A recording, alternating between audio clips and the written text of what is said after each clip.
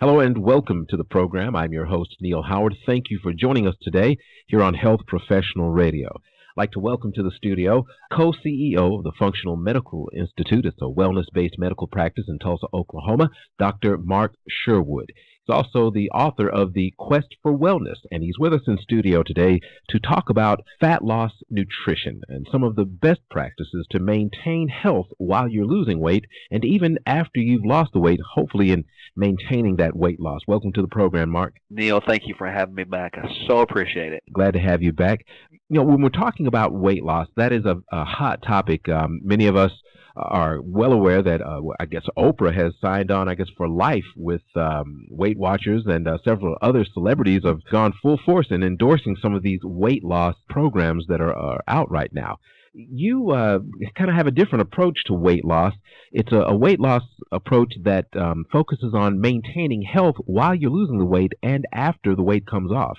That's right, Neal. The greatest mistake that people do when we're talking about any weight loss plan is to look at the scales as your all-out measure device for success or not. Mm-hmm. Because, and this is a valuable, important concept for people to grasp, because when you look at the scale, yes, you're seeing weight go down, but the real question is, are you seeing muscle increase and are you seeing excess fat decrease? Those concepts are so important because body composition management is the greatest form of weight control there is, as opposed to just looking at the scale weight. There are different aspects involved in weight loss as opposed to healthy weight loss. Now, you define weight loss differently than most. Talk about your definition of healthy weight loss. Yeah, the definition of healthy weight loss is having a body composition that is equivalent to acceptable ranges that are, as defined in all kinds of literature, considered healthy ranges where your biomarkers are in line, such as all your blood work, all your lipid panel, cholesterol, etc. The normal ranges for men are between 10 and 20% body fat. The normal ranges for women are between 18 and 28% body fat. And obviously that goes a little bit on an age scale. For example, for a 20-year-old woman, I would probably push her down more towards the 18% range. When someone gets 40, I push them more to the middle of the range, in this case for the female side, about 23%. And when someone gets near 60 years of age or thereabouts, I try to target getting them at around 28%. And I find that when that happens, health improves drastically. The need for medication goes down drastically. Their vitality improves an incredible amount, and they have this energy because they have the ability to wear the size of clothes they want.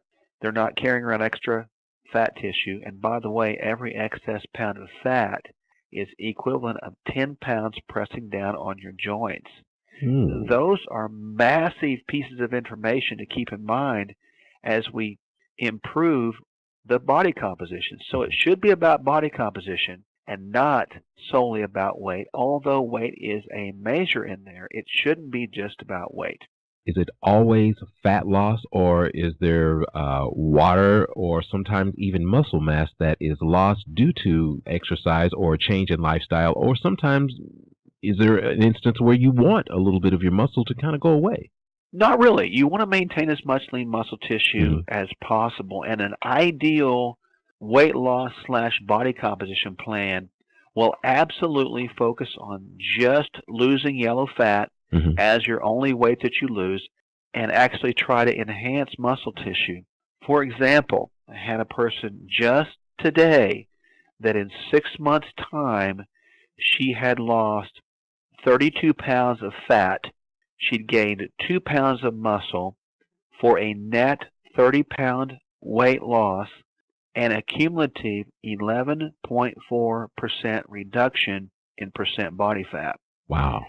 That's the kind of stuff that you want with a properly constructed body composition enhancement plan. And we really changed the name from weight loss plans in our clinic to body composition adjustment, because when we look at weight loss, there's thousands of plans out there that target that.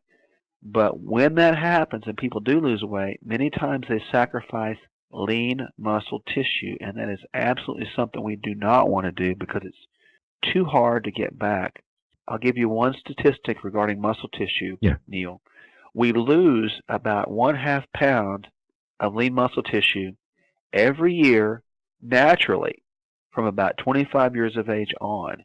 And that is equivalent to about 0.5% loss in the percentage of metabolic rate. So as muscle tissue goes down, so does our metabolism. So additionally, we want to keep our metabolism alive as long as possible, so that's why muscle tissue has to be retained. And then as we age, the worst thing that I see is folks that get on the floor or the ground and can't get back up again. Well, that's directly related to muscle tissue, and whether you weigh what someone was saying, an acceptable amount or not, you need to be able to move around. You need to be able to get on the floor and play with your grandkids and get back up again, as opposed to being in a chair and have to have someone bring them to you. Okay, so it's not all about weight loss, but maintaining a healthy body composition while the weight is coming off. How do you maintain healthy weight loss after you've achieved your weight loss goal? Yeah, you want to convert your body to a chronic fat utilization system. What I mean by that is this. We have many times thought that the body is fueled by only carbohydrates. That's not true. They're actually fueled by fat, carbohydrates, and even some proteins. The biggest thing that we've done that is a sign or indicated by the standard American diet, we call it, is we have put in so many carbohydrates, therefore fueled our system only by carbohydrates, or it's being dominated by carbohydrates, and we don't have the ability to burn fat. And when that happens, we begin to store fat, because we know that fat is good. It is a fuel-efficient source of energy. Fuel in the sense that fat, each gram has 9 calories as compared to 1 gram of carbohydrate or protein, respectively, that have 4 calories. And calories, as we know, are units of energy for the body to operate on. When a person gets their body composition normalized, for example, a male who's 40 has a 15% body fat, we are fueling their system mostly from fat that we're taking in as opposed to fat that is on the body. We're minimizing the level of caloric intake from carbohydrates, and we're moderating protein. A general rule of thumb to keep weight off is this. If a person can keep their carbohydrate grams between 50 grams and 100 grams per day, and they're relatively active, you will not overload your system from carbohydrates. Therefore, you will keep your system in a place or a position where it can use fat as fuel. Now, you're the co-author or the author of The Quest for Wellness. Are some of this information or all of this information found in that publication? Yes, we absolutely show a person how to do that. We give them tips to kind of avoid that. There is a wonderful plan to slowly wean yourself away from the things from the carbohydrate family that have got us in trouble: sugars, grains, and breads predominantly. And you're also the co-CEO of the Functional Medical Institute in Tulsa, Oklahoma. Are your services offered there? Do they include weight loss as well as body sculpting modalities?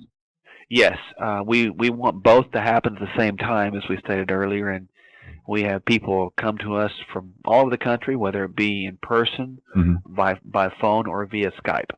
And where can our listeners go online and get more information about the Functional Medical Institute? They're going to go to www.fmidr.com. And it stands for Functional Medical Institute Doctor, but fmidr.com. All kinds of information there for everyone to have. Thanks, Mark.